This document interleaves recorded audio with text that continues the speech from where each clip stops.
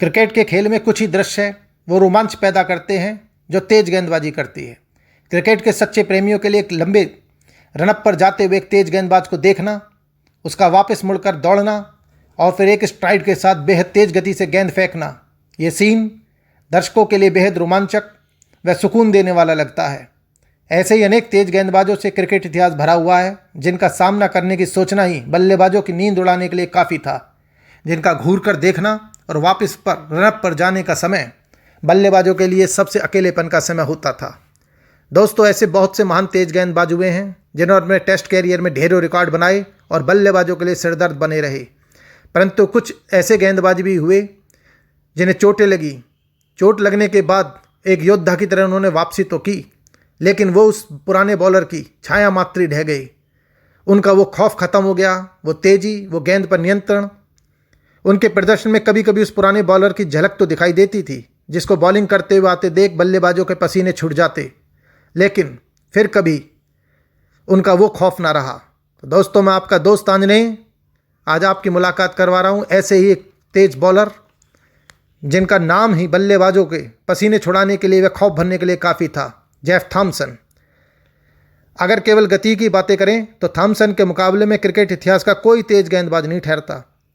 बेहद तेज गेंदबाजों की लिस्ट में अनेकों महान तेज गेंदबाजों जैसे Fred Trueman, Frank Tyson, Harold Larwood, Wesley Hall, Dennis Lillee, Andy Roberts, Michael Holding, Malcolm Marshall, Brett Lee, Mitchell Starc, Shaun Tait, Shoaib Akhtar, ये सब हुए हैं, लेकिन कोई भी लगातार इनमें इतना ऐसा स्पेल नहीं डाल पाता था कि जो 150 प्लस की स्पीड से कई ओवर डाल दें।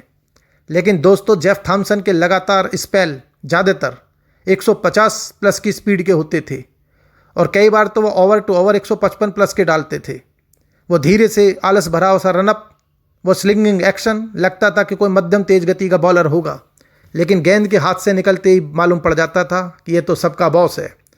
1973 में उनको फेस करने वाले महान ऑस्ट्रेलियाई बैट्समैन ग्रेग चैपल ने तभी सोच लिया था कि थॉमसन का सामना करने से बेहतर है उन्हें अपने साथ में टीम में मिला लेना, और उन्होंने ऑस्ट्रेलिया के राज्य की टीम से उन्हें अपने राज्य की टीम में बुला लिया और उनके और यान चैपल के अंडर में उनका वो राइज हुआ जो बल्लेबाजों के नाक में दम करता रहा।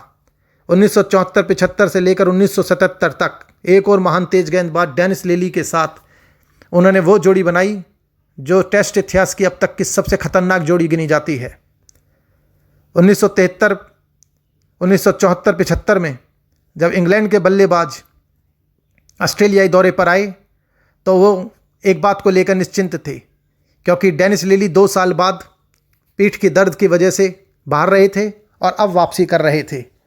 उधर थॉमसन के बारे में उन्हें मालूम था कि थॉमसन तेज़ तो फेंकते हैं लेकिन इरेटिक हैं, और लिली और थॉमसन ने प्रदर्शनी मैचों में उनके सामने इस तरीके से बॉलिंग करते रहे कि उनके मन में एक झूठा आश्वासन भर गया कि ये वो गेंदबाज नहीं है। और जब पहला ओवर डेनिस लिली ने अपने पूरे रनअप के साथ फेंका, तब पता चला कि ये कौन है, और थॉमसन का सामना करते ही उन्हें पता पड़ गया कि इस श्रृंखला को किसी तरह जीवित बचकर निकल जाना उनके लिए सबसे बड़ी उपलब्धि होगी। उनका पूरा आत्मविश्वास इस श्रृंखला में हिल के रह गया। उसके बाद 1975-76 में वेस्ट इंडीज़ की टीम ने ऑस्ट्रेलिया का दौरा किया और लिली व थॉमसन ने उनके आत्मविश्वास को इस तरह हिला दिया कि इस श्रृंखला के अंत होने के बाद गॉर्डन ग्रीनिच से लेकर विवियन रिचर्ड्स तक इन सबको साइकोलॉजिस्ट की शरण लेनी पड़ी ताकि उनका आत्मविश्वास वापस आ जाए। लग रहा था कि नई से नई ऊंचाइयों को छू जाएंगे, लेकिन तभी 1977 में एक मैच में थॉमसन कैच लेने के लिए दौड़े और अपने साथी एलन टर्नर से टकरा गए। उन्हें बहुत तेज चोट लगी और उनकी कॉलर बॉन टूट गई। हालांकि एक योद्धा की तरह उन्होंने वापसी तो की, 1 साल बाद वो वापस आए, लेकिन फिर कभी वो तेज गेंदबाज थॉमसन मैदान पर नहीं दिखाई दिया। हालांकि कभी कभी उस थॉमसन की झलक तो दिखाई जाती थी, लेकिन वो लगातार 160 प्लस के स्पेल डालने वाला थॉमसन न जाने कहाँ गायब हो गया था।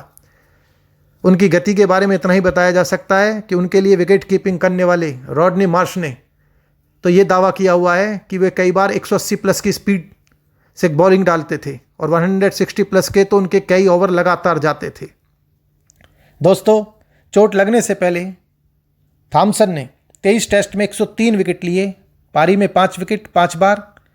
उनका एवरेज 24 व स्ट्राइक रेट 45 के पास था। लेकिन बाद के 28 टेस्ट में वो केवल 97 विकेट्स ले पाए, पारी में 5 विकेट 3 बार, एवरेज 30 और स्ट्राइक रेट 55 के आसपास रहा। यानी कि वो बॉलर थॉमसन ना रह पाए